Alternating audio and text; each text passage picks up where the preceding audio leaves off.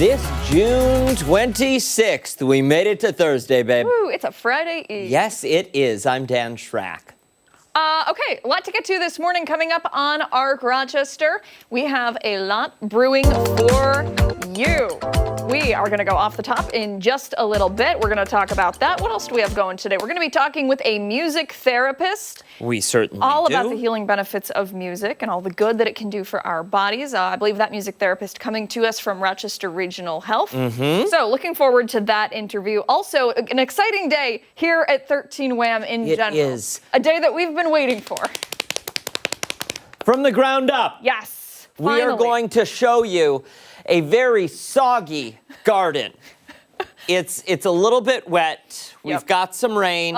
We were anticipating it, but listen, what are you going to do? You know, not much you can do. And I think that just kind of is the theme of this show, right? Absolutely. Not much you can do. We're just going to go with it, and it's going to be fine. Everything's all right. At 9:45, Assemblymember Harry Bronson is coming in because today marks the 10-year anniversary of the Supreme Court ruling legalizing same-sex marriage. Yeah. So he's going to give us some insight into that, give us a little retrospective on that. 10 years ago, 2015, June 26th, we were talking in the newsroom, and I remember that news breaking because I was at one of our old stomping grounds where we both worked at one point in time. Yep.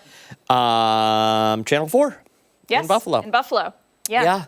I remember that day too. It was one of my graduations. One? Yes. Well, you know, high school, college, other college. Like, you know, it was one of those. Oh. But I remember that day very well. I was was really going to say, day. how many graduations does one gal get? This was also right around the time of Twitter. It was right when Twitter was starting to emerge. And I just remember big. Going on Twitter and being pumped about it. Like, it was just such an exciting day. What was a lot that? of people were just so happy, you know?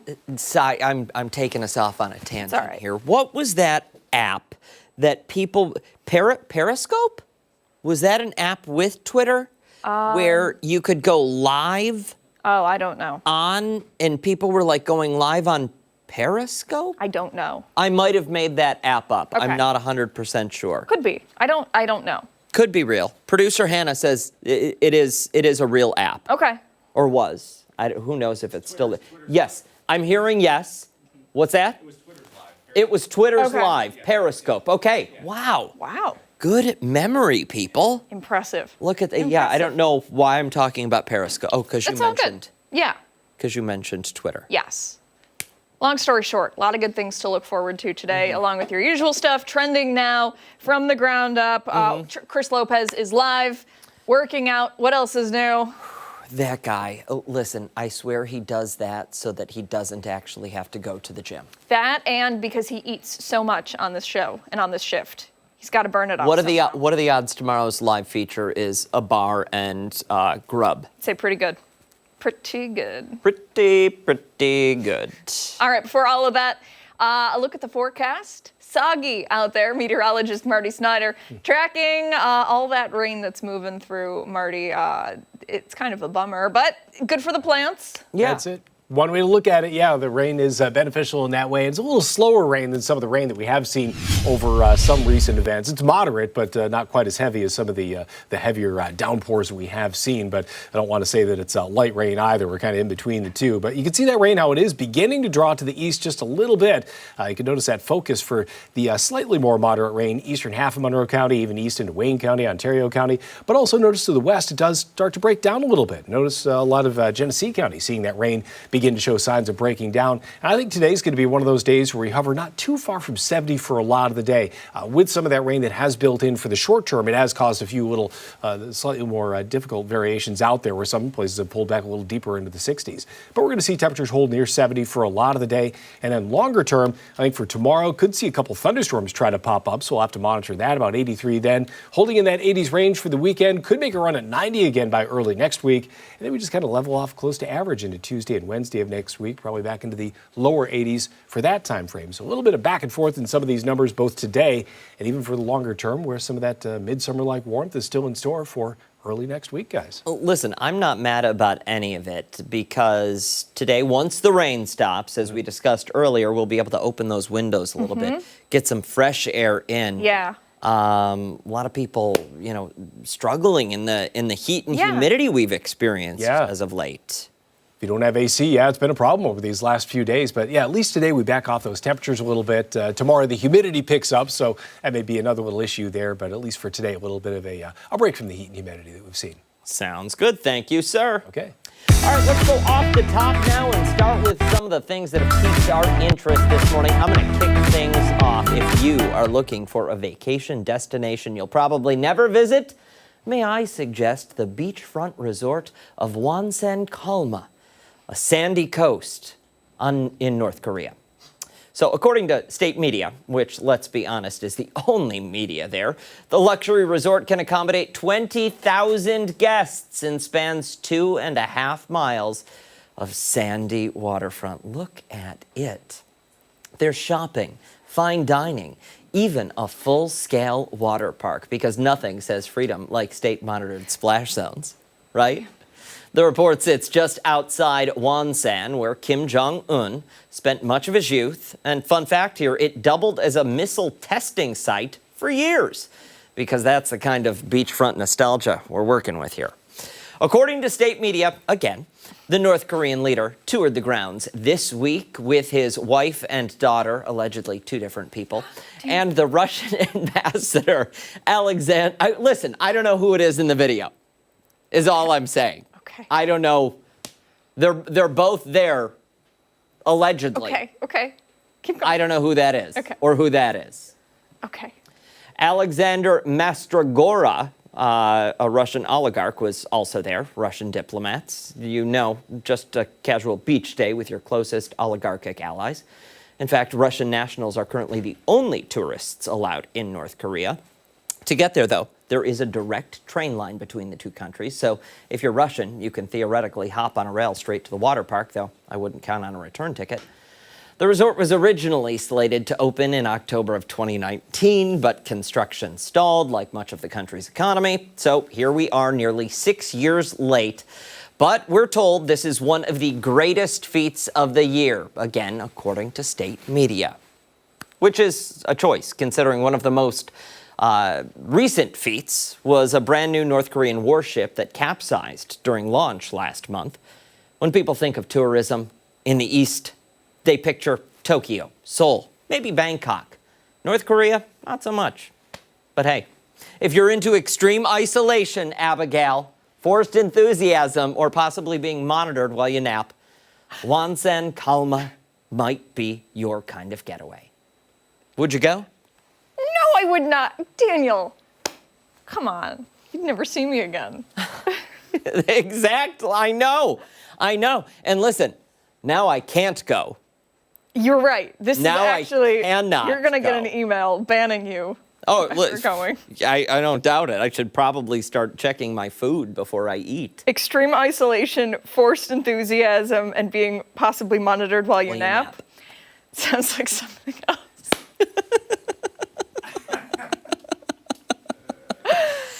It's wild. This is actually. It is wild. I can't imagine that they're going to get many visitors. I can't. Well, right now, it's Russian nationals. That's all that's allowed to visit.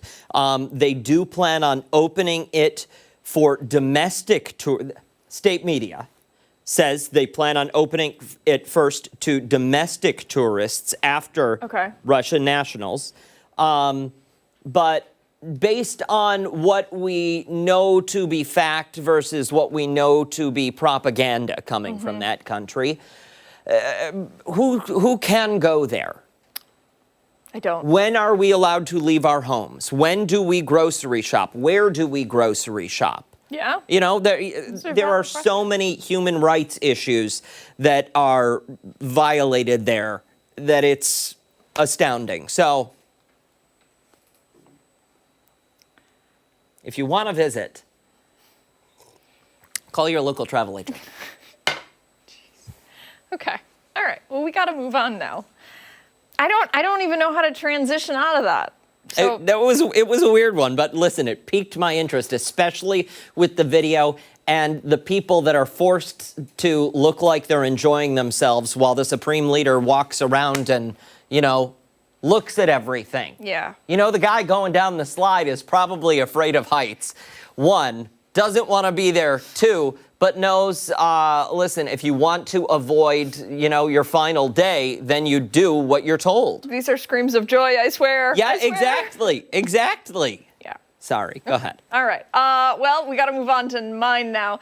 I talked about this a little bit the other day on Arc Rochester, something I talk about frequently. Oh, boy. But this is official now. Spirit Halloween just announced it is hiring 50,000 people for more than its 1,500 locations. That's a lot of people. It's a lot of people and a lot of locations. Halloween season knocking at our door, just like those kids that start trick-or-treating an hour early.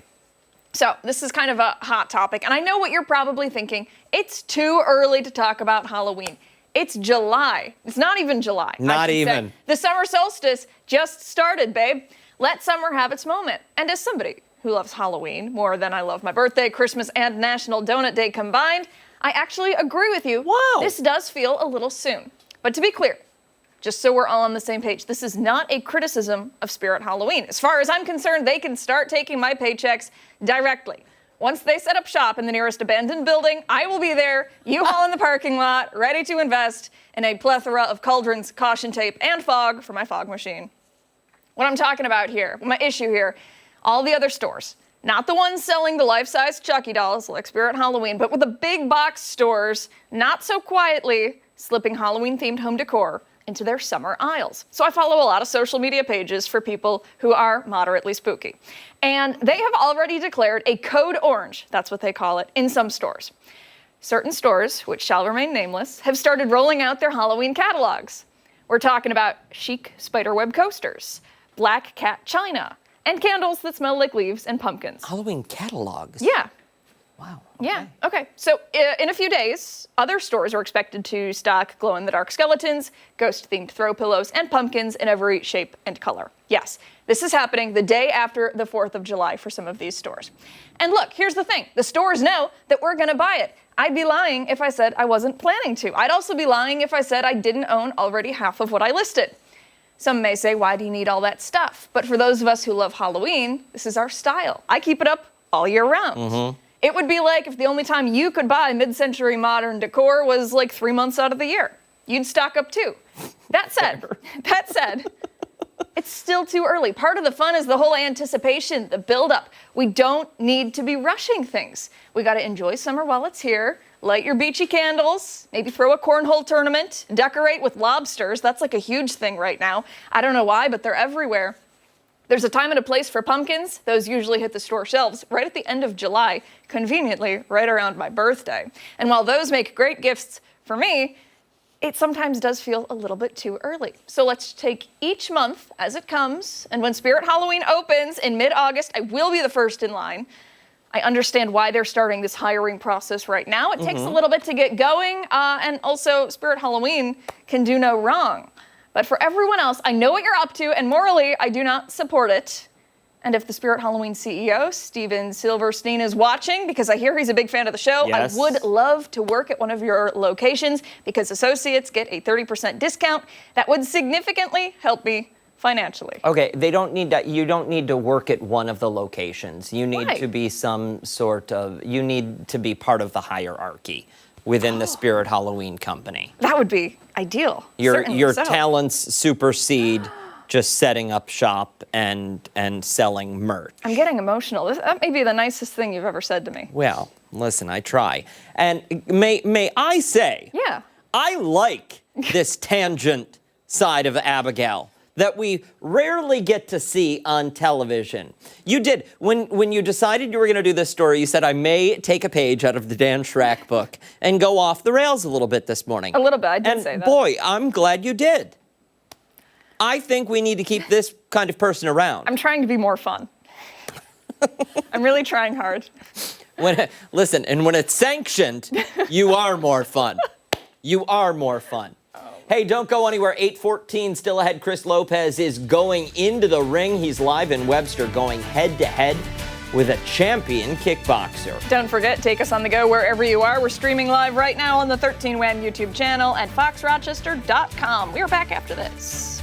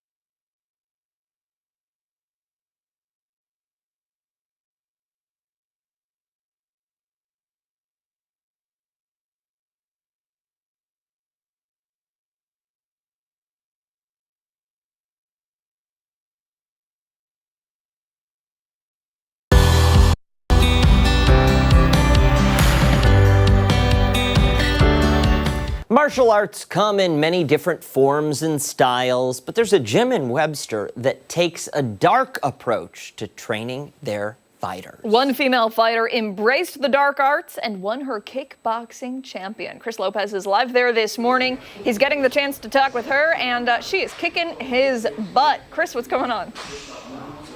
Hey, what's up, guys? Yes, I'm here with vicious Victoria Cramp this morning. Now, I want to talk something that goes underneath the radar, especially for those that are casual fight fans or don't really know anything about fighting, and that is weight cutting.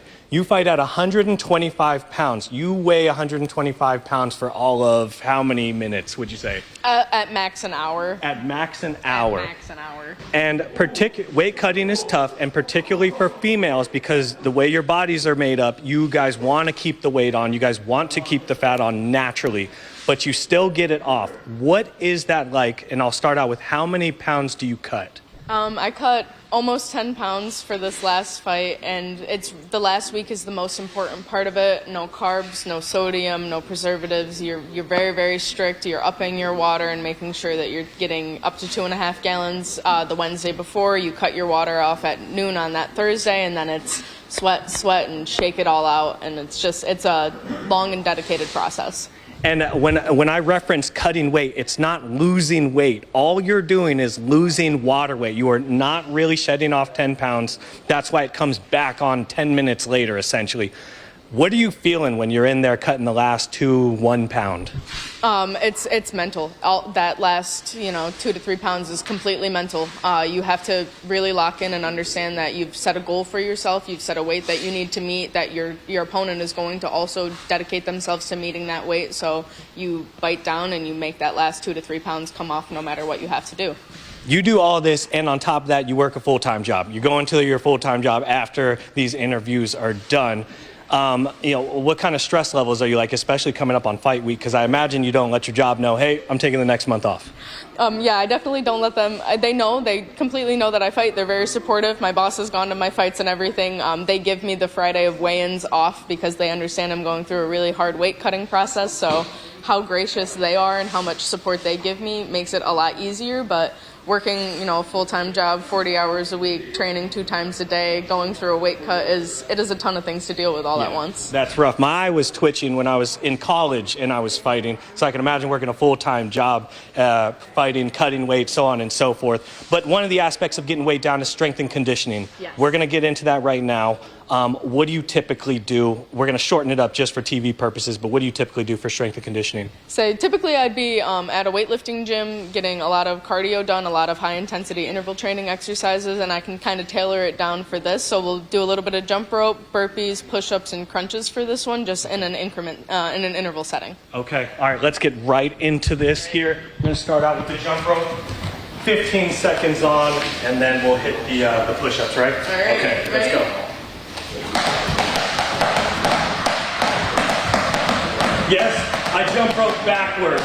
Yes. Everyone else jumps rope forwards. I don't know why I chose to jump rope backwards, but that's what I do here. You ready? Yeah, ready, go. All right. Push-ups? Push-ups. Okay. 10? Down. 10.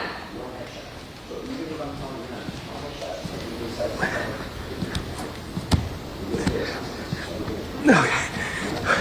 Then burpees. Burpees 10, ready? Yeah, okay. Jump.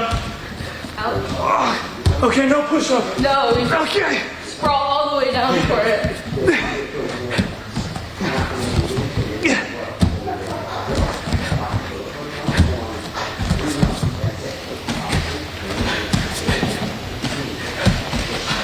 What are we at? 9. Okay. 10. Okay. Ready? Okay, and then sit-ups? Yep, knees up. Okay. And up.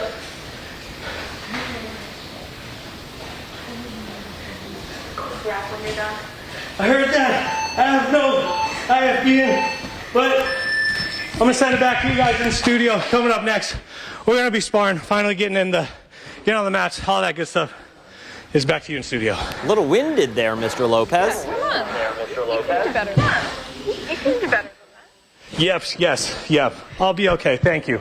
I appreciate that. Oh, I wasn't concerned. Neither was Abby. Okay, it's all right. It's fine. Pass, okay. All right, coming up, we are going to get a check of the forecast with meteorologist Mark McLean. Yeah, we're back along with weather trivia after this.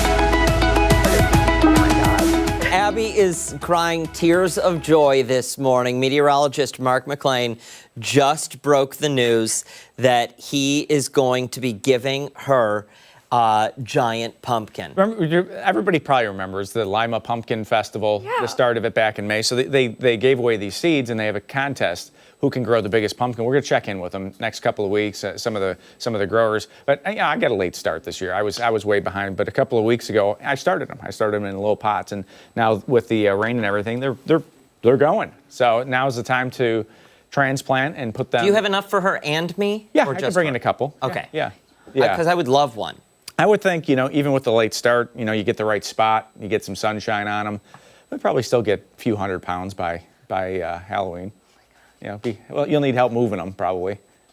It would be fun if we could etch one of those. Like, remember how we got the pumpkins etched last year? But we'll have to do that on site somewhere. Like maybe we'll have to, package it together and bring it back in for one of the garden segments and have some fun with it that way. We etched them here last year. Yeah, but I mean, you can't move them. Oh, moving these. Yeah, moving these is because we can do it at my house. There's no easy way to grab a pumpkin. That's Well, let me ask: are there? Sorry, listen. This is behind the scenes housekeeping stuff. Yeah. But do you have any that? Could you just bring them here? We could plant. So we could plant some here back in the swamp. Why don't we do that? Yeah, we can give that a shot too. That's where we etched them last year. That's right. Yep. So we could do that. All right. Let's talk about rain. Okay. Yes. Let's get back into the forecast. Because the day at hand. Because rain is great on some days, and rain is not great on other days. Not on Thursday mornings. At 9:30. Yeah. No, not great at that time. But today's weather let's make it about the rain. Okay. Do you know what Rochester's rainiest day is in the history of the city? Is it 3.1 inches? Remember that day last Wednesday? What did we have? It was 3. Yeah, 3.45, 3.82. Didn't we ask this last week? No. No. 4.14. So there's the four choices. What would be? And this is this is calendar day. This is midnight to midnight. Okay. I'm sure we've had 24-hour period. We've probably had a continuous storm in the history of the city that put down more precipitation than this over a What did we have last week? It was over 3. It was in the top 10. Yep. So Okay. those are the choices. That's up on Facebook, and we're going to have that answer coming up at 9 a.m. of course, and we'll talk about it. You got it? I think so. Good. Because rain in the garden would be not great. Fail music. Do we need ARC fail music? We absolutely do. Okay. Does it only do fail music? That's all it does. Yeah, it's Doom and Gloom McLean. Yep. It's amazing. That's incredible. Where did you get this? We were cleaning out some of the kids' toys in the basement. That thing's got to be 10 years old. Colton comes up. He's like, "Dad, check this out." And I'm like, "Son, you'll never see this again." That is amazing. It's staying on the set permanently. That's incredible. I love it. Staying on the set permanently. We do need one of those portable soundboards where we can just hit the button. Just hit a button and off to the side. Price is Right. Won't. Yeah. Remember when we started this show and they were like, "You have the ability to put emojis on the TV screens." Yeah. And we were like, Yeah. "Who would want that?" Listen, the emojis for some of the stories they were pitching and proposing, it was just like, goal. No. Yeah. Anyway. It's a lot of rain. Yeah, for some spots up to an inch off to the west, Medina, close to an inch. Buffalo's had about a half an inch so far in Rochester, about a quarter of an inch. And that cloud deck is just lowering, right? It's down to 5,000 feet. Visibility on the drive-in an hour ago wasn't great. The road spray, so just give yourself a little extra time driving around today. The good news is the back edge of that rain is starting to move through Monroe County. So if this trend continues, maybe we'll go outside at 9:30 and do the official garden debut next hour. We'll see. Now, I don't want to get hopes up too high. We'll make that call at about 9 o'clock. But satellite radar has a lot of that rain shifting off to the east of Rochester, courtesy of that front that's down to the south. So we're planning on a mainly dry afternoon. Lots of clouds around. Overnight tonight stays mainly dry. And tomorrow, there's even the possibility of a few briefly strong thunderstorms in the forecast for tomorrow. So if that does pan out that way, we'll chase those for you as we go through the day tomorrow. But potential precip amounts from here on out, it looks like about a half inch to an inch for a lot of spots. Add on what could fall on Friday, and some of these amounts could go over an inch. You know, it's those localized Florida-like downpours on the way for tomorrow, so it's going to be difficult to pinpoint any specific chance until tomorrow. But small chance of rain the next couple of days. Sunday dries out, Monday looks dry, and Tuesday just the small chance of a rain shower there. Planning forecast says plan on low 70s this afternoon. I think that's going to be about it with the cloud cover. And the 7-day forecast for us has the 80s making a comeback. Even one day in the forecast that may touch 90 degrees by Monday, and seasonable weather by the middle of next week. So fingers crossed, you'll get to see the 13 Wham Garden in From the Ground Up at 9:30. We'll see. Fingers crossed. It looks like the trend is getting a little bit more favorable. Okay. Yes. We like that. Yep. Thank you, sir. Yep. Don't go anywhere. Still have a lot to get to coming up on ARC Rochester. We are back with our trending stories this morning, the stories you're talking about and that are filling your feed.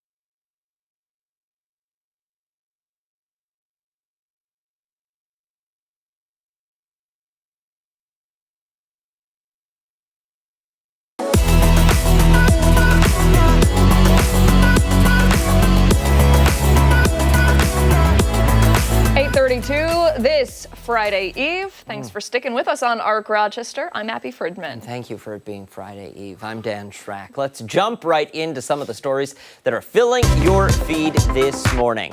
Okay, Amazon founder Jeff Bezos is getting married in Venice, Italy. Oh, but the locals, well, they're none too happy. Yeah, okay, so this was going to be your off the top originally this morning, correct?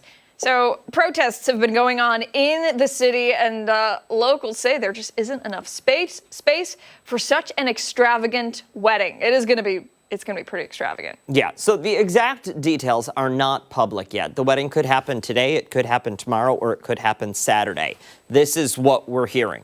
200 celebrities and business executives are all expected to be there. So the uber rich and wealthy. Yeah. All for this wedding. So people are pretty upset. Protests are erupting. Recently, a mannequin was seen floating in Venice's Grand Canal. It's of Bezos holding an Amazon box with cash in his hands. That is a very realistic mannequin right there. Yeah, I don't think we have it in this video, but you see the people launch it. It's kind of comical.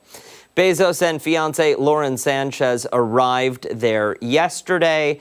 Guests have been coming in now for several days into Venice. You have, you name it, celebrity-wise. The who's who of money and wealth and opulence is all there. Yeah. And listen, it is only 200 people. So they are saying there's no space for Bezos there. You saw it right there on the sign. I think the issue that many of the locals there have is not with the wedding, not with the wedding taking place there. It's they feel Jeff Bezos does not pay enough in taxes. Yes, that is also what I have read. They want to see that tax money. And we know that the system, I mean, it does not work in the favor of the middle class. It does work in the favor of the wealthy. There's lots of ways to make lots of money and not pay nearly as much. So you gotta give them credit for standing up and saying how they feel. I really, I respect the protests 1,000,000%. I can't imagine that this particularly bothers him, though. No. I can't imagine that he sees the mannequin of him floating down the canal and thinks like, ouch, that hurt my feelings. No. Yeah. It certainly makes a point. It does make a point. 1,000,000%. It does make a point. But like, he's not going to see it and be yes, like, well. But to whom? Who is actually feeling that? Because it's probably not the Amazon founder who's feeling any of that, or Ms. Sanchez. And listen, happiest of marriages to them. Yeah. 100%. But share the wealth, I think, is what they're saying. What do you think the wedding favors are going to be? We had sponge candy at my wedding. That's what people got to take home. I don't think there's going to be any sponge candy. Well, no, I know that, but I'm saying like that was in my price range. Little sponge candies. Well, I mean, they're already getting incredible stays. I'm willing to bet many of the guests have been flown there privately. There's only 200. And so they're getting all of that, but I would imagine treatment like royalty and probably additional trips to Venice, unlimited Amazon I was going to say Prime like membership. a $50 Amazon card. You think a $50 Amazon gift card? Maybe. Yeah. Yeah, maybe an ad-free subscription to Prime. Yeah. Unlimited Prime days. Unlimited Prime days, yes. Yeah. July 8th through the 11th this year, okay. in case you're wondering. We got to move on now. Our next story, Starbucks raising its prices once again. People not super happy about it. They're now charging 80 cents to add syrup or sauce to any unflavored drink there. So your $12 black cup of coffee with syrup, a squirt of vanilla, yeah, is going to cost you $12.80 plus tax. Intern and Abi tip. just looked disgusted. Like, the face that she made was horrified at this thought. Okay, so there's going to be no charge to add or substitute an already pre-flavored drink. So I'm imagining that would be like your pumpkin spice latte. If you say, can I also get a pump of vanilla in there? Okay. That's at least how I'm interpreting this. But more charges for additional like chai drinks, dried fruit, and matcha powder. Those will all, you'll be paying extra for that. Okay, Starbucks is testing a new feature in its app that shows updated pricing ahead of checkout. So you should see all of these little add-ons before you say, yes, I'm willing to refinance my house to buy drinks on Friday for my coworkers. Are you buying us drinks tomorrow? I mean, if you'd like. I suppose I could. No. I don't know. Listen, here's my issue. The drinks are already supremely expensive. They're pretty pricey. They're expensive drinks. And don't get me wrong, I go to Starbucks from time to time. It's not I would say maybe 6 times a year I go there. Yeah. And I usually get a tea from there. Yeah. Which seems, contradictory to what you should be buying at a Starbucks. And even that is very expensive. Yeah. And then they want to know about a tip at the end. I told you my tip experience yesterday. I did, yes. Oh, God, yeah. so embarrassing. But, again, let this be no hate to the Starbucks baristas. No, because that is not on them at all. No, so, well, you know, I know sometimes people will see the price. And that's a thankless job. A thankless job for sure. And sometimes people will see the prices and they'll start yelling at the baristas. They don't get to set those. Decision. Yeah. And they don't want to have to be begging for tips. They want fair wages. Oh, this show is off the rails. We are. Today is the last day to sign up for Bill's training camp lottery tickets, people. Yeah, the team is back at St. John Fisher University starting July 23rd. Yeah, they're going to be hosting 10 open practices.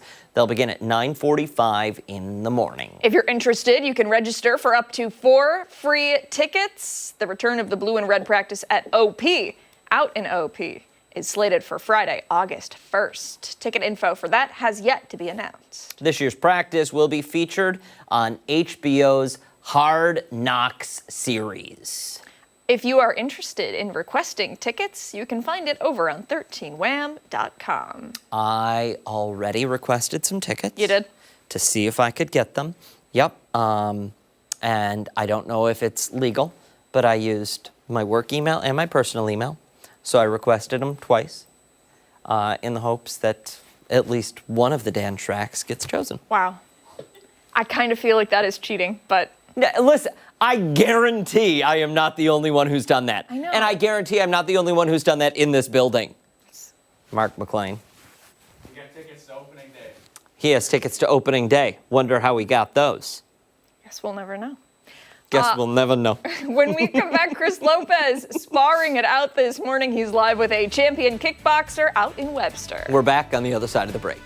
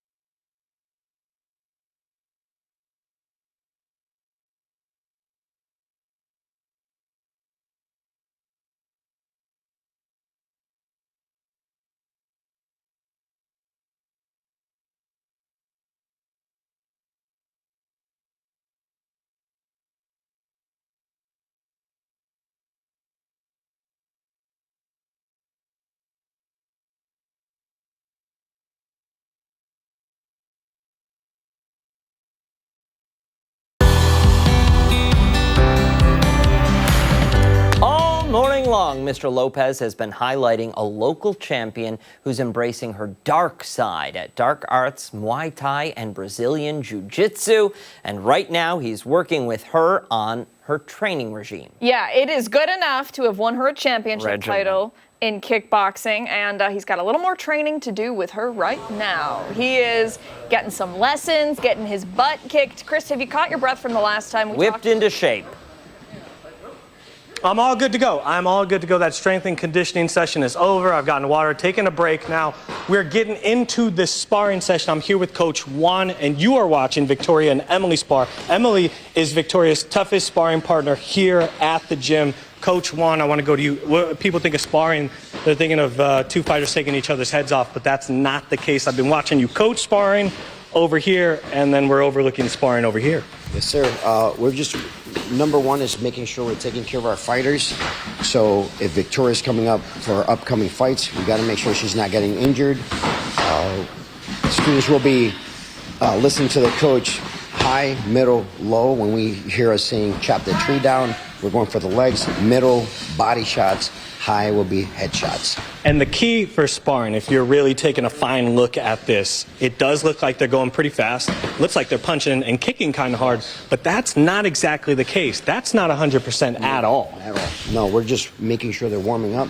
Basically, this is 10% for them, but we're making sure that they're sparring with a good control because we don't want anybody getting injured, but we got to take care of our fighters too as well. Yeah, I like to call it uploading the software without damaging the hardware, essentially, right? Now, how important is that to essentially not waste your good rounds in sparring, even though you have a fight coming up? Because a lot of fighters want to win every single round, not work on any weaknesses, and then when it comes to the fight and they're put into something that's a weakness of that, they really didn't work on it because they were sparring hard and only working on strengths. So we try to make sure that, for example, month-wide, at first weeks, we work our boxing. They got to make sure there's no openings.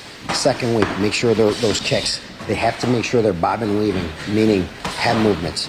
We got to make sure that they're putting some combos together, also with a kick catching too as well. So at all times, proficiency overall. Okay, proficiency. I'm going to get in there right now. I'm going to switch with Emily.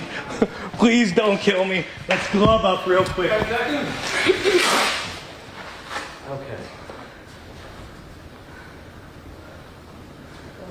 Sir. 3. Go walk out there, sir. 1, go. Okay. I haven't sparred in a very long time. All right. You have no mouth guard? It's okay. We'll be fine. I'll cover it. Okay.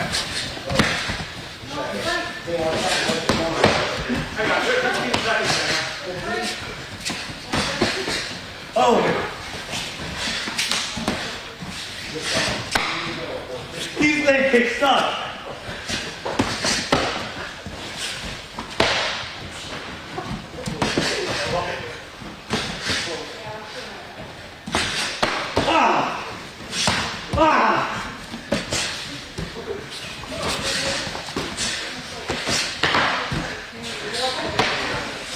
Oh man, no boxing works in the kickboxing. Quarter turn. 10 seconds.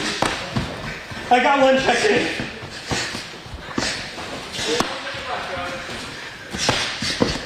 Okay. And that is why she's the champion there. Good job.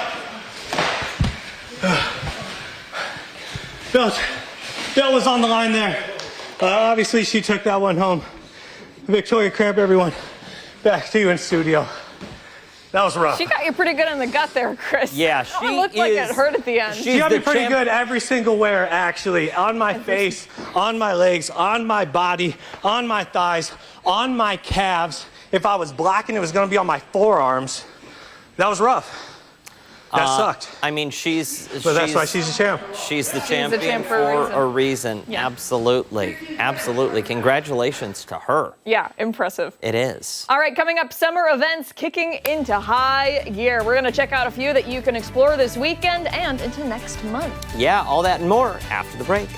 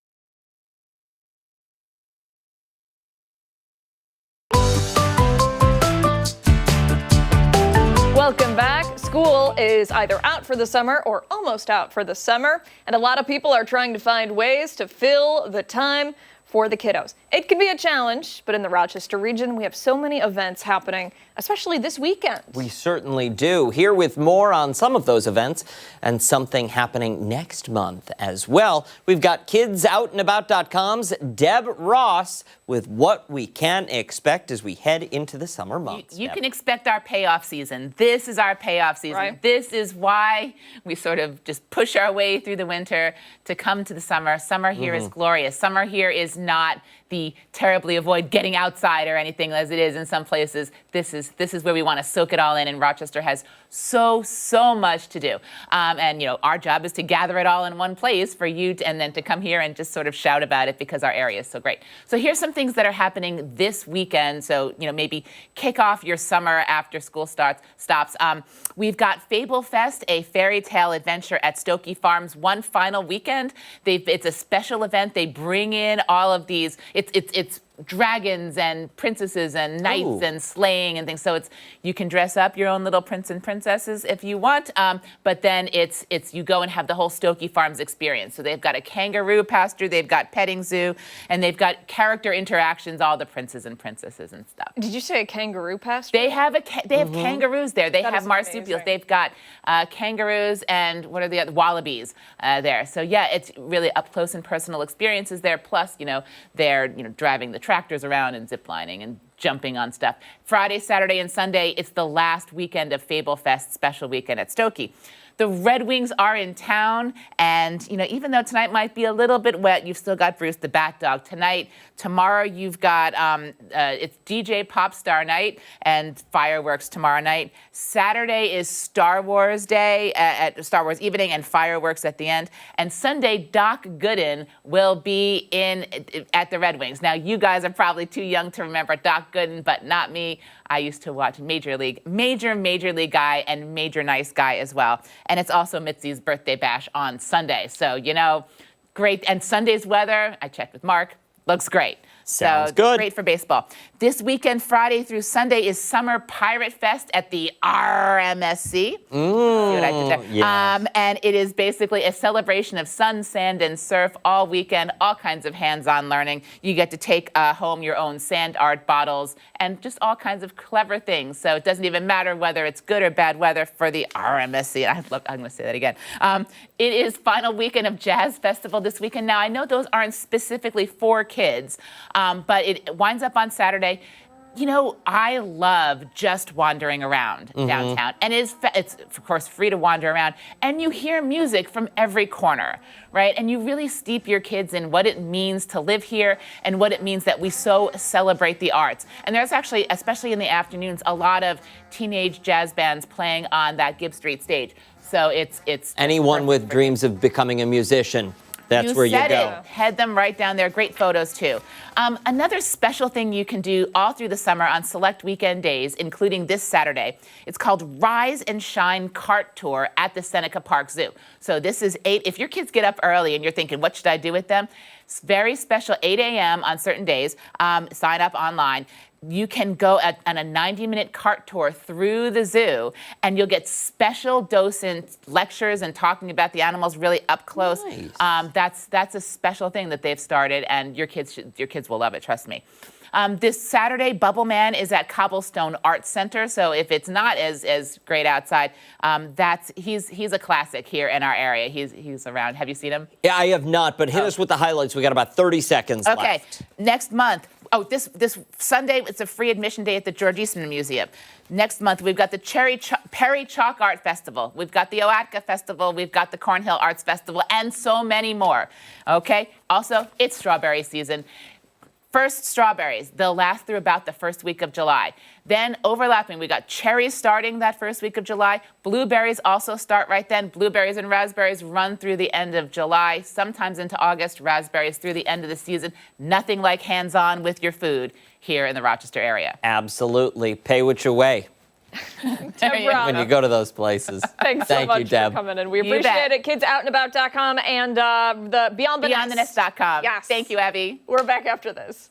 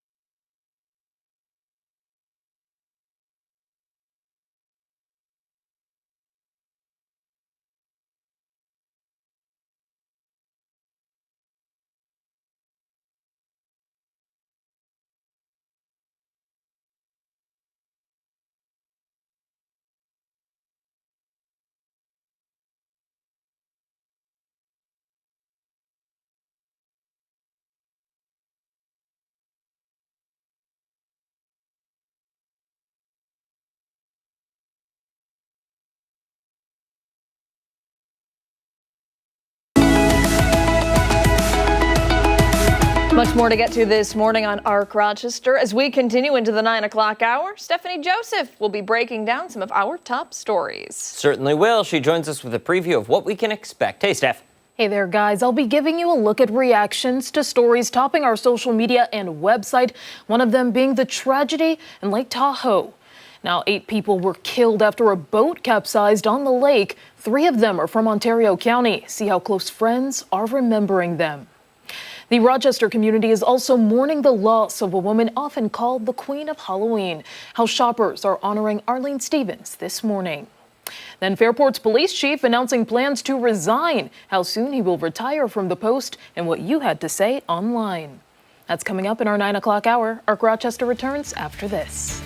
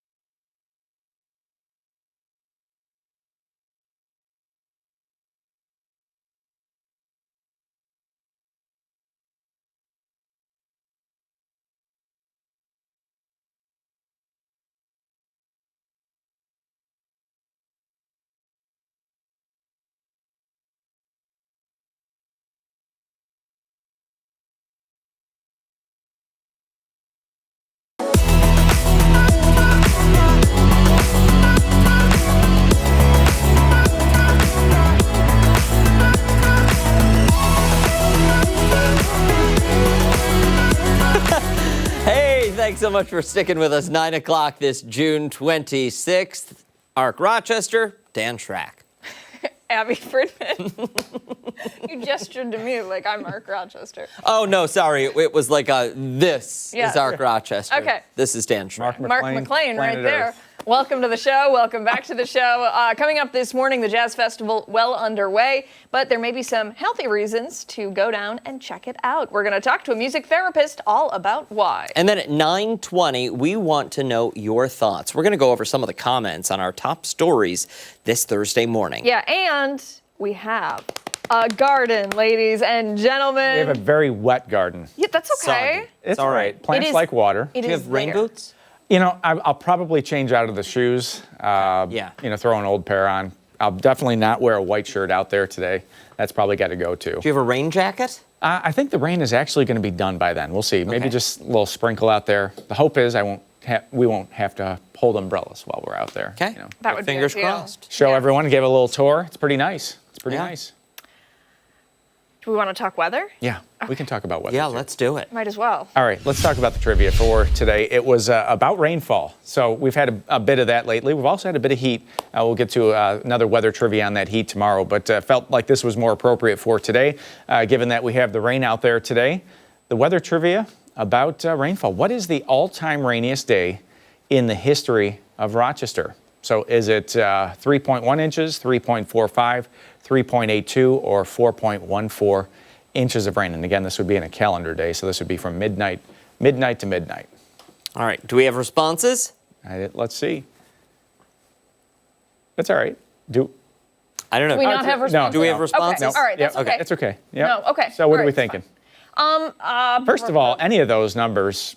I'm going to go with D. I'm going to go 4.14. 4.14? I'm going to go with C. C, 3.82? Yep. Okay, so the answer actually is D. Nice. There you go. There you go, Dan. So that actually fell on, was that August 29th? This is back in 1893. So this goes way back. So 4.14 inches of rain in a 24-hour period for anywhere in western New York would cause major flooding, even if it was spread out over the course of a day. And, that's also the only day in the history of the city that's had more than 4 inches of precipitation. If you're wondering in the wintertime, if that had fallen in the wintertime and it was wet snow, it would be like 48 inches of snow. Can you imagine that? No. Not great. The origin of that word is precipitation. Precipitation. Yeah, what is precipitation, though? Because precipitation, it comes before the precipitation. It does. It does. And in weather, they're defined as hydrometeors, if you want to get deeper on this. Ooh. Which is anything that's falling from the sky in the form of liquid or ice, or We're gonna have to Google deep dive later on. yeah. This was Chris yesterday, right? Dahlia? Look at that beauty. Look at that that. beauty. They were having fun. They were having fun out in the side yard. No muddy paws there, but you got pup out this morning. You definitely want to have that towel at the door because we still have rain showers around, especially east of Rochester, for the next hour or two. But tomorrow is more hit and miss. This isn't the kind of rain that we have out there this morning where it's continuous light to moderate rain. Tomorrow's is going to be downpours. If you catch one, it's going to be a 15, 20-minute thundery downpour and it's going to move on. But some of the rain amounts could be very notable as that rain moves through. By Saturday, we'll also have some passing showers and thunder. Sunday and Monday look to be drier on our muddy paw outlook. The dry streak is over with. As of today, officially, we've got 4,300s at the airport. Some areas west of Rochester, close to an inch out towards Medina, so the rain was a little bit heavier for some folks off to the west this morning, especially north of the Thruway. So we're picking up that rain. The good news is that ceiling is starting to lift, and the visibility, remember last time, that was about a half hour ago, we were talking that visibility was down to 3 miles. Mm-hmm. That's back up to 10 miles. So that's a sign that some of this rain is breaking up, that some of this rain is starting to move out, as is the ceiling going up. That's the cloud deck lifting back up in the atmosphere. We've got 60, and you notice that most of that rain is now off to the east of Rochester. It continues to trek off in that direction. So with that kind of thing in play, we do expect mainly dry weather, especially west of the city, for the course of the morning and rest of the afternoon. That front down to the south, that's kind of the culprit for some of this activity, and that boundary is just going to linger for the next few days. So we're going to keep a chance for a shower in for the afternoon and clouds as well, but I think most of the time for the afternoon ends up being dry. Now Friday, notice that there's some showers there. That front lifts back to the north as a warm front. Humidity goes back up, and we'll have to see. We could get a few of these slow-moving downpours tomorrow, and if that's the case, you could easily see an inch or two of rain from any one of those storms that passes on by. We'll keep you posted. But morning rain tapers today, noticeably cooler. We're not going to see temps in the 80s and 90s. We're going to be in the low 70s. Some natural air conditioning for you. It'll be a nice night for sleep tonight with those numbers back in the low 60s. Friday's forecast, some storms, 83. Passing showers on Saturday, maybe a clap of thunder near 80. It'll be warmer for Sunday, temps in the mid-80s. Some tropical air by Monday, high temperature near 90, and isolated rain there on Tuesday. Seasonable weather heading towards next week. Sunday looking really good, though. That's like the pick of the weekend so far. Yeah, temps in the mid-80s. That'll be nice. And it's a day where the dew point's in the 60s, so it's noticeable humidity, but it's not like exceptional humidity. Yeah. I don't mind that one bit. Here's my only damage with it. And okay. Can you guys guess what it is?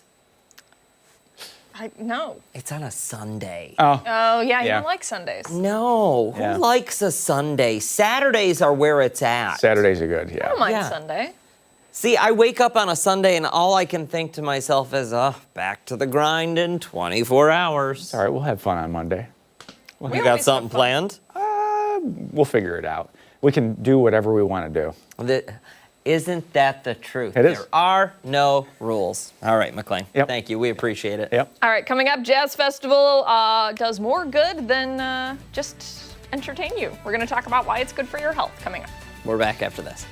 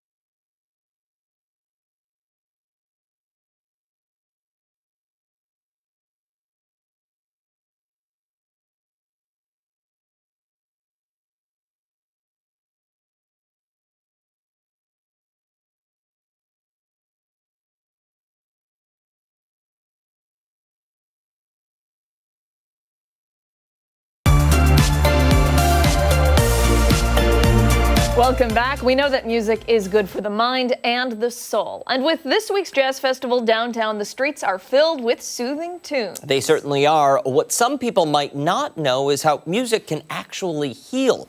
With more on that, we're joined by Rochester Regional Health certified music therapist, Phil Marshall. Phil, thank you so much for waking up bright and early and coming in this morning. We appreciate it. My pleasure.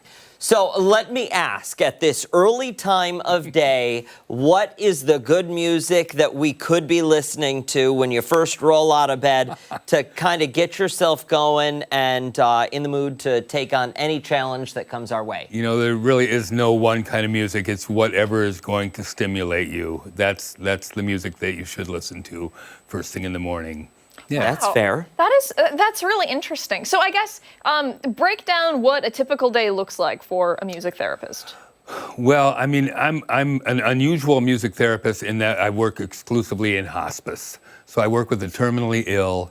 I get up in the morning and I do my documentation. I do my planning for the day. I'll start seeing patients probably around 10 o'clock in the morning, either at nursing homes or in their private homes. And, you know, I'll probably keep that up until about 4 o'clock in the afternoon. And what does a session consist of?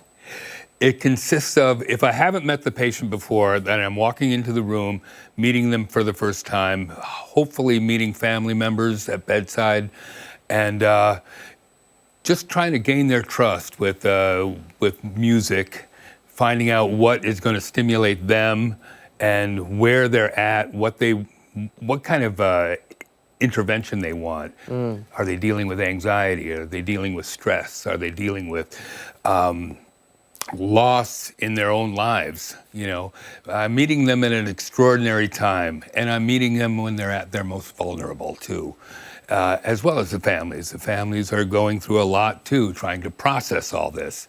And I'm just using one song at a time to try to get in there and see what I can do, you know, to help them.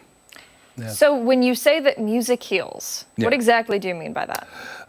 For me, it's a different kind of healing. It's not the healing that you'd get from a medical intervention, but in a lot of cases, the healing, it's just an integration, feeling integrated for the patient before they pass. I don't know if that makes sense, but I mean that's really it. It's helping them come to a sense of peace about their journey. Like I say, it's an extraordinary time, and very often music can help them respond to things that happened in the past. The music that they enjoyed when they were young, it'll just bring back memories. And I think if they can just kind of stay in touch with that, I'm the person in the team that doesn't remind them necessarily that they're dying. You know, I'm there to remind them that they enjoyed music and it was vibrant and it was vital to their existence. That's really powerful. That's really powerful. Thank you for doing that work. Hospice is a wonderful organization that helps so many families going through so much and feeling so deeply. Yeah. As you mentioned, at a moment of transition for so many people. How does that therapy impact you? Oh my gosh. Well, I've been doing it for 25 years, so I haven't given up yet, for one thing. I think that it's been enriching, rewarding. It's stimulated my own craft, you know, in terms of songwriting. It's kind of put my values into focus, you know. We're all going to be there someday. And I think a lot of people might think, oh my God, hospice, that's so depressing, it's so down. And it can be a very joyful time. I imagine that's the miracle of it, I think. Yeah. You know? Helps teach you reflection. Yeah, absolutely. Sure. That sounds That's beautiful. incredible. For somebody who's sitting at home thinking, okay, I'm interested in either learning more about this or reaching out, or maybe I'm considering this for my loved one or considering this for myself. Right. How would they go about learning more? Well, they can call me directly. No, I'm just kidding. I mean, there's a lot of stuff on a lot of information on the website. So if they reach out to Rochester Regional and say, we're interested in this service, they would be able to guide them? Yeah. I mean, they would have to specifically have a loved one who is going on to hospice. It's something that's offered along with social work and nursing and chaplaincy. I'm just another part of the team. So that all gets offered at the time that a person comes onto hospice. Outside of that, I imagine a simple Google search on music therapy could guide people in, There's the, in a bunch of directions. AMPA, the American Therapeutic Music Association, something like that. Very good. Yeah. And, I mean, I think also I need to say that Rochester Regional Health is really proud to be able to sponsor Jazz Fest this time, because it's really a clear indication that health and wellness is part of why we listen to music. It's therapeutic to begin with. That's the only reason we listen to music. Absolutely. Because it feeds the soul. Phil, thank you so much for your time. You're very welcome. And for your great work. Please keep it up. It's greatly appreciated by so many. Thank you. Time right now is 9:17. Coming up, staying in the know, what the community has to say about some of our top stories this Thursday morning. Stick around. We're back on the other side of the break.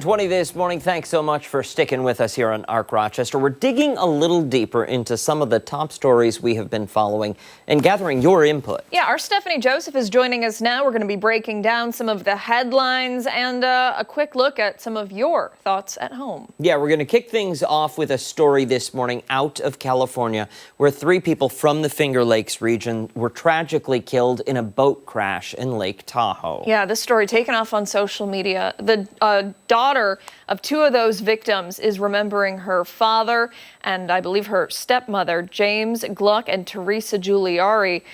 They, along with Stephen Lindsay, were among 8 people killed when their boat capsized over the weekend. Yeah, the Coast Guard says a storm brought some dangerous waves. You can see some of these images here. This is now the deadliest boating accident in the state of California in 6 years. Chrissy Bergman described her father, James, as funny and kind. She also adds that he and Teresa loved to travel. She says they were actually planning a trip to Italy. The victims were all from Canada, and many people have been responding to this incident on social media and on our website. Stephannie Joseph right now with what people are saying. Hey, Steph.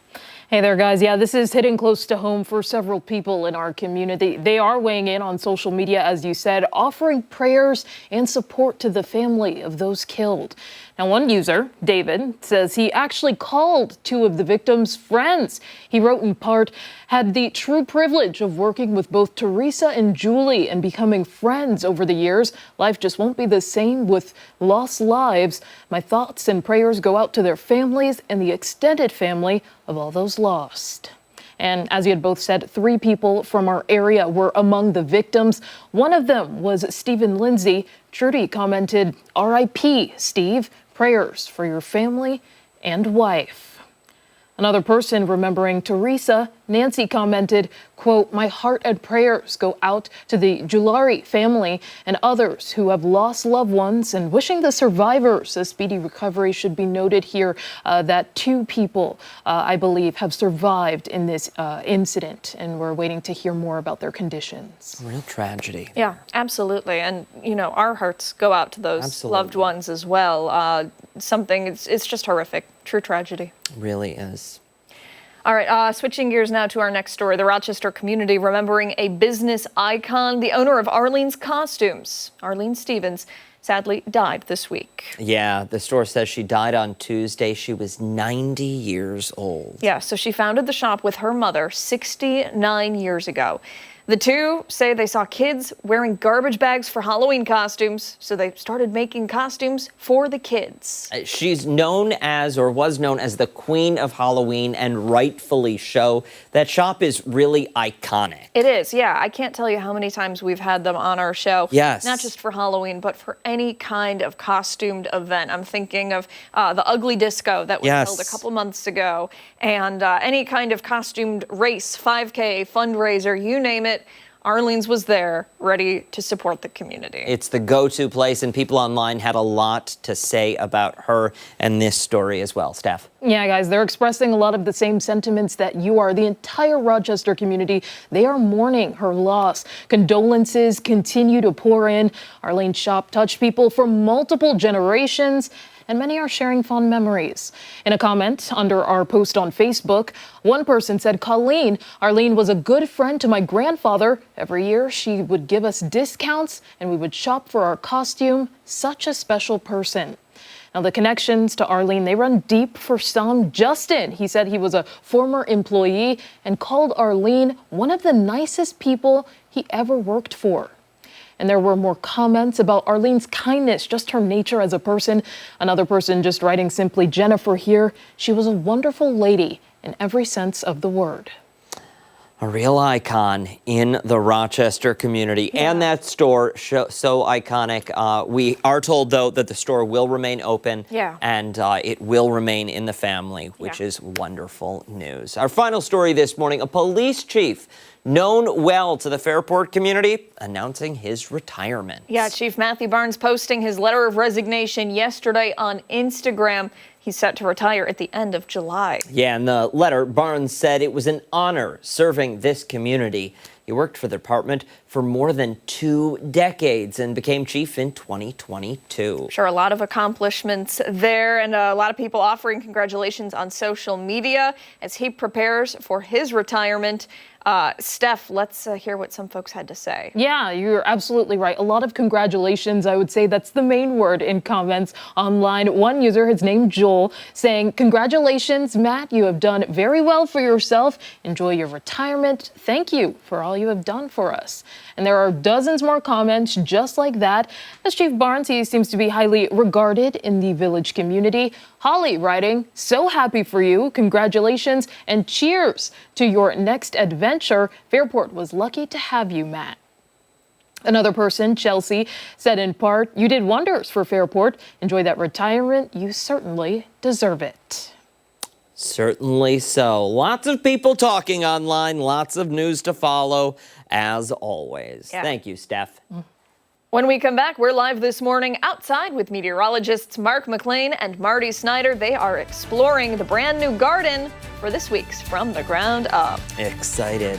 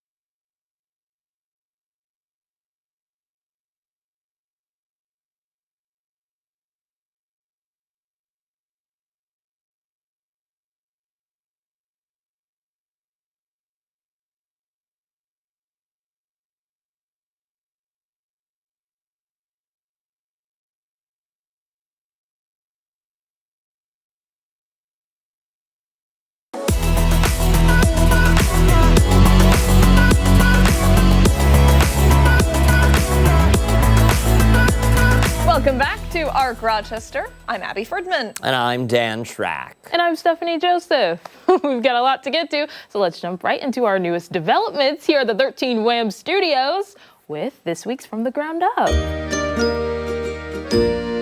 Love that opening. I know. For weeks, we've been talking about this garden that we've been working on, and this morning we can officially say it is here. Yes, meteorologist Mark McLean is out there right now checking it all out. Hey there, Mark. How are things? Yeah. We're doing good. You know, we had some delays. We had some weather delays and some things that were out of our control. We were trying to do this last week, and you remember we had that record rainfall back on last Wednesday, yeah, this thing turned into a 13-wham swimming pool at that point. But the crew over at J. Reed Renovations, they did a great job. They put this all together, and here we go. So I'm standing in front of the garden. I'm going to open the doors for you. Yeah, Come give on us the in. grand I'll tour. let, photographer John Washness is going to give us the grand tour. Come on in, John. You can look at anything you want. So there's the segment branding from the ground up. We've got some veggies that we've gathered up over the last few weeks. There's some basil there, some parsley, some of the plants like lettuce, tomatoes. We've got some planters filled with flowers. Now notice that we have 3 raised beds, and John's looking at some of these nice planters right now. But each one of these beds here is 8 feet long and 2 feet wide. So we have 3 of those. And what we'd like to do is just kind of create a backdrop here with some pretty annuals. We'll get some geraniums in here. We'll get some zinnias, things that really pop in the garden. We'll put that as a backdrop. We've got screens, to keep the critters out, and this is about 5.5 feet tall or so. And we've got another area right over here that we can put some herbs, some veggies in. We've got some peppers, and I've got a whole bunch of other stuff that we'll be potting up. Also in the front of the garden, we've got 2 more spots. I think we're going to do some tomatoes. Maybe we'll do some big potted tomatoes here on the front corners of the garden. Let those get growing. Now on the front of the garden, we also have some, they put on some decoration for us. We've got some solar lights here, and it lights up pretty at night. Around the front of it, some additional planters that we have. Look at this papyrus. It's happy. It was happy to see the rain today. I know for production purposes it kind of made it tough, but there's that. And we've got some hangers on the outside of some of these posts. We can put some decorations on. Maybe we'll do some hanging baskets or something fun. So as I go back inside the garden, the point of doing this wasn't to have a garden where we could just grow things. The point of this was, let's build an outdoor classroom. Let's build an experience where we can bring in experts from around the area to talk about gardening topics, things like disease control. How's the growing season going for the blueberries? Let's talk to the community about all things gardening related, and I think that's going to be a lot of fun.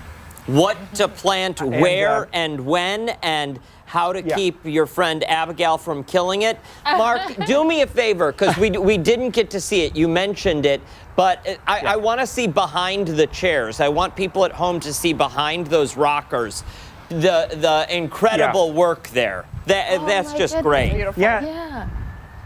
Right there. They burned it in. From They the burned it into the ground wood. up. They etched it right into the wood from the ground up. And, you can't garden without friends. So we also have meteorologist Marty Snyder out here. He wanted to join in on the fun this morning. What are we doing today, Hey, Marty? How's it going? All right. He says, what are we doing today?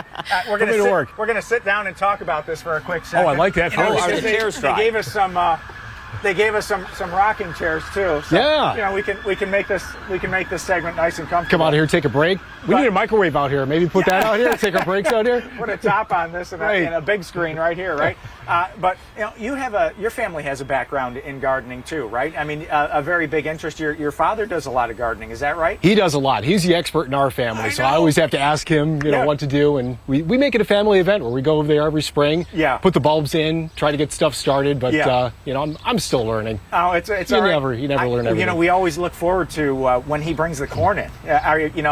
He never forgets to stop by and bring in some corn for the crew. It's always great. Yeah, that's his tradition. He plants it 2 weeks apart, different varieties, just so we make sure it lasts through the season. Yeah, these rockers are comfortable. I like this. Yeah, this is great out here. Nice. Thankfully, they're waterproof. Right. Yeah. Someone dried these off, I think, before he came out here. Must have been you. Yeah, I toweled them down a little bit. Yeah. But we do have would you like to join in the inaugural planting of some of the herbs, some Let's of the veggies?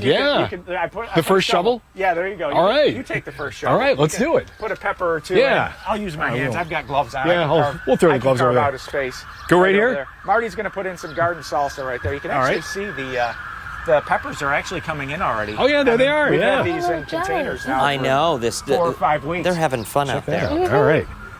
So how deep do we go with these, We Mark? are Help me having out fun. here. Just and then pull it right out of that pull it, pot. all right. And we've got some tomatoes over here. The tomatoes really There needed we to go. be potted up a little while ago, sweet 100s. So these will look a lot better once they actually get into this soil. They'll do a lot better. There we go. McLean. You guys like Tag in tomatoes? there. You guys like peppers? Yes, very much. Can you do me What's a up? favor, though? Yeah. Okay, so the planter that is to your left, right behind Marty. My left. Yes. Yes, that one. Can we get that sticker off of there? That's bugging me. It looks yeah, like a price tag. Get that out of here. There. Oh, There we Make go. sure to It's save officially that gone. though, so we get reimbursed. Keeping this watered up is going to be one of the challenges, but it's manageable because of the way it's set up, and it's also nice for the set design that we'll be able to use it for interviews and also bringing folks down to kind of get their feel for the garden season. We've got some spices, some herbs over here. We got a little basil. Who doesn't like a little basil, right? We'll get the parsley in. We're going to start planting this thing up today and tomorrow, and we're going to have another update next week on our garden and from the ground up. What do you think? I'm so excited, and I just have to say, this has been such a labor of love. A huge shout out to everybody that helped make it happen. And Mark, I mean, you worked tirelessly on this, so thanks for sticking with it, buddy. I know it was a fight every step of the way, and even a swim at one point, but, but it looks great. We're going to have a lot of fun with this summer. Marty, thanks for the inaugural planting. Thank you. All right, and we'll see you back in the studio. Well, and I would like to congratulate all of us in studio for having to put up with Mark through this tireless fight of his, because we all know McLean. Every day we'd come in, and something would be going wrong with the garden. You'd like check it out when you pulled in, and you're like, oh no, Mark's gonna be mad. He'd come in. Did you see it out there? How is this? Yeah. Look at the chairs. Come on. How can I work with this? These are great impressions. Oh, well, listen, you work with them long enough. A lot of time. All you got to do is be angry And and down. Yeah. We love you, McLean. Hey, don't go anywhere. 9:37, a lot more ahead. Stick around. We're back after this.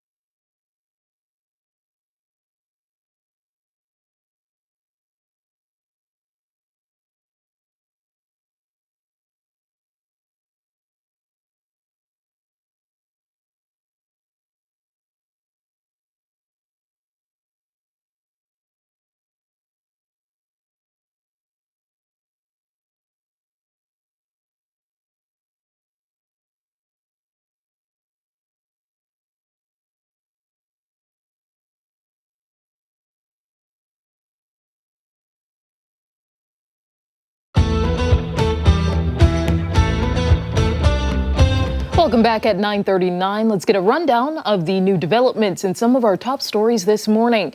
In the Middle East, Iran's supreme leader is speaking out for the first time amid a ceasefire with Israel. The country is claiming victory, saying Iran delivered a hand slap to America's face. The leader also warning the U.S. will pay a heavy price if it attacks again. Meantime, a fragile ceasefire between Iran and Israel appears to be holding, despite both sides accusing the other of violating it hours after it was announced. At the NATO summit, the president touted the success of Saturday's attacks on 3 Iranian nuclear facilities. This morning, Rochester police are looking for information following a late-night shooting outside a barber shop. It happened around 9:45 on Norton Street near North Clinton Avenue. Police say a 37-year-old man was shot at least twice. He was taken to the hospital in a private vehicle, where we're told he's being treated for non-life-threatening injuries. As of this morning, no suspects are in custody. Police are asking anyone with information to call 911 or Crime Stoppers, that number on your screen, 423-9300. New at this hour, Rochester police announcing an arrest for a shooting last week. It happened on Dayton Street on June 17th. Police say there was an argument between 2 men that involved a third-party female. They say on Tuesday, U.S. Marshals found 31-year-old Jamel Jackson and took him into custody. The 22-year-old victim survived the shooting, and police say his injuries are no longer life-threatening. In Utica, the family of a 13-year-old who was shot and killed by police last year is now suing the city and the officer who fired the gun. The federal civil rights lawsuit claims that Officer Patrick Husney used unjustified deadly force in killing 13-year-old Naya Mwe. Body camera footage from the night of the shooting shows officers stopping 2 boys riding bikes in the street. When an officer asks to search Mwe, he runs and points what appears to be a pistol at them.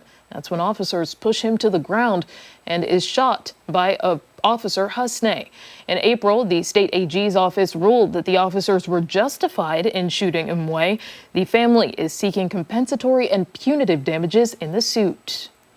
The Supreme Court is preparing to release some final opinions on some major cases that could affect millions. The outstanding cases include major decisions on birthright citizenship, LGBTQ+ books in schools, Planned Parenthood funding, access to porn sites, and more. The court is expected to release some of those opinions today. Looking ahead to tonight's Jazz Festival, there are 2 headliners fans can enjoy. At Kodak Hall, it's Thundercat, the Grammy-winning virtuoso bass player. His show will be the final show of the headliner series this year at Kodak Hall at Eastman Theater. He goes on stage at 8, and tickets are still available. And down the street at Parcel 5 for free, it's Los Lonely Boys, who make their return to the festival this year. They play what they call Texican rock and roll. Music at Parcel 5 starts at 7, while Los Lonely Boys will hit the stage around 9. And those are some of your top stories of the day. For more, you can always check 13wham.com. We're back after this.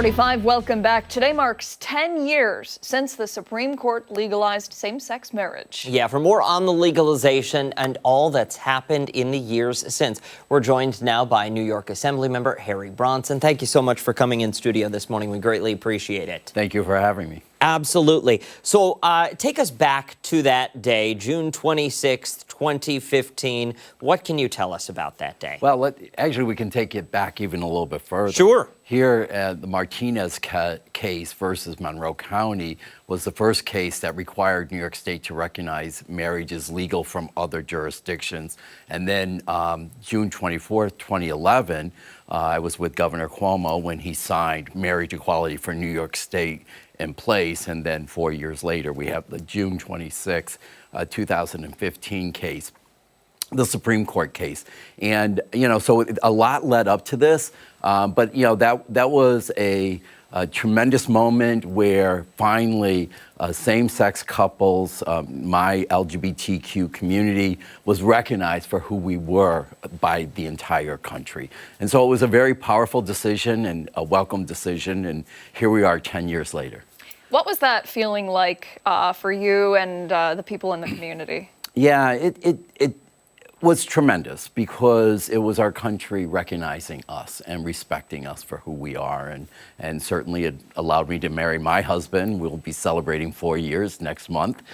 So it's a way of being authentic, but then also having the ability to say at a marriage ceremony to your friends and your family, we're committed to each other. We're making a family.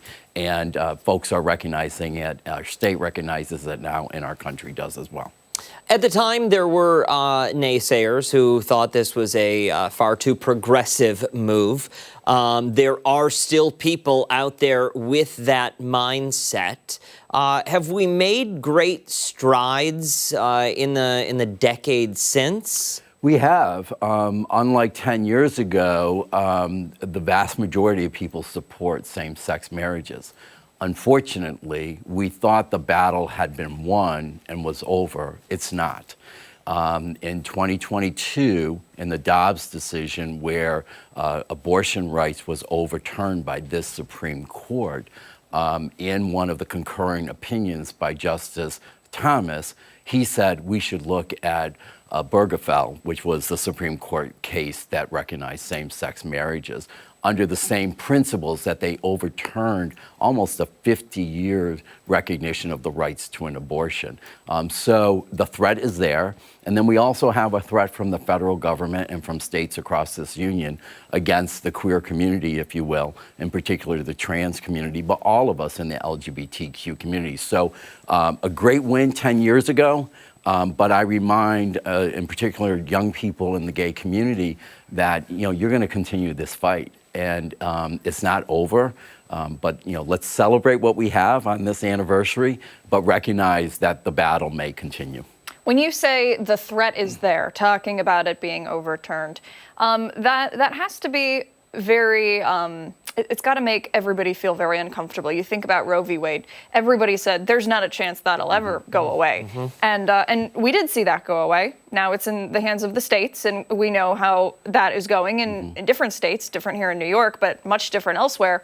What would be something that you would say to reassure somebody who's maybe feeling anxious about this threat or this, statement? It's a real threat. That's the first time in history that the Supreme Court ever removed a right from a group of people. And as I mentioned, it was mentioned that same-sex marriage should be looked at, not only in that decision, the Dobbs decision, but then later on, Justice Alito also said under religious grounds it should be looked at. So it's a real threat. What I say to people is the way we won marriage equality was love will always conquer hate. And right now, I remind them that love will win and will continue to win.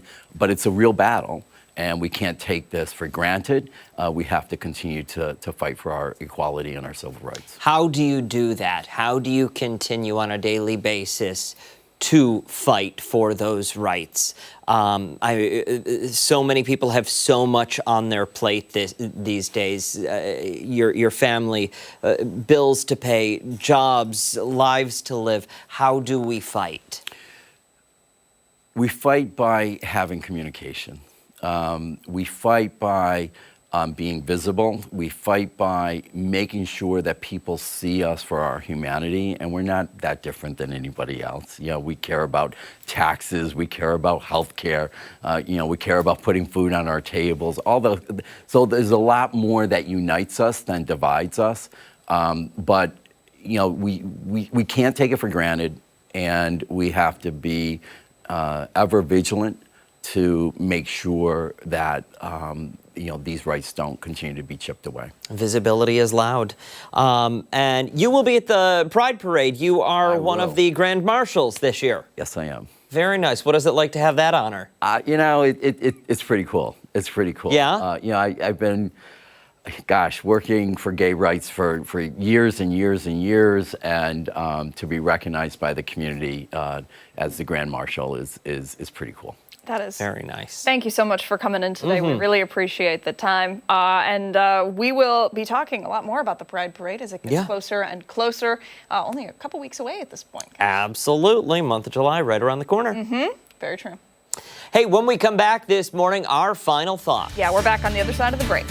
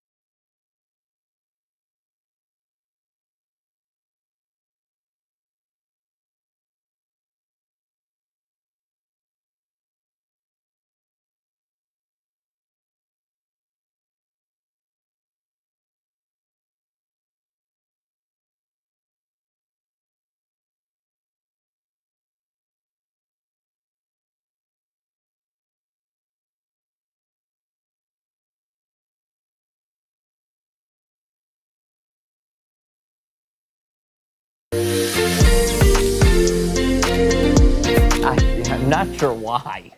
All 12 because of them. because you just never know. That's why. But this is true. It's because they turn the television on to watch Arc Rochester, and it's like these people are going to roll the dice again today. And I'm just waiting to see what goes where and why. And will they still have their jobs tomorrow? Yeah. Will they be back? And listen, after at least 3 of the stories that I talked about today, I don't know if I will have a job tomorrow, so we'll find out. But the adrenaline rush is phenomenal. It is. It is. Leading up to it, sure. Nothing quite like 15 minutes before you go to air and you're like, What are we doing again? we're missing everything. What are we doing? And then you just find yourself crying in the corner afternoon. It's all right. I know. All right, best bits for this Thursday. What do we got? I like the kickoff out there. Marty digging That's in. number one. Planting up some of the garden. We'll put the rest of the plants in next couple of days and start building out on it. But I can't wait. I just can't wait to have experts from around the community down to talk about timely topics related to, it can be weather, it can be gardening, it can be, environmental stories, it can be all sorts of different things out there. And you at home, if you have recipes for anything you make in your garden or you grow in your garden and you like to cook, send us those recipes. We've got a couple of ideas cooking of our own that might involve you. You can send those to us at news@13wham.com. Yeah, and maybe we can have some folks on the air. Exactly. They're bringing in some of their stuff and telling us, here's what we do. We really just want you to cook for us because we're always hungry on this show. And we wouldn't mind a free meal. No, but seriously, from the ground up, that's a high point of the day for sure. It's really so fun. And, it looks so beautiful. Yeah, Jay Reed did a great job on lights, that. You saw him coming in, so did you. I didn't get a chance to see him yet. It's dark out there, those lights. I thought to myself, okay, listen, I could find myself just sitting out here with those gates closed and the boss looking Sit for in me one of those rockers. Sit in one of those rockers. Super comfortable. Hiding out there. We're going to have to. Hey, that does it for us this Thursday. Don't go. Well, no, you can go right now. We've got a lot more coming up tomorrow morning.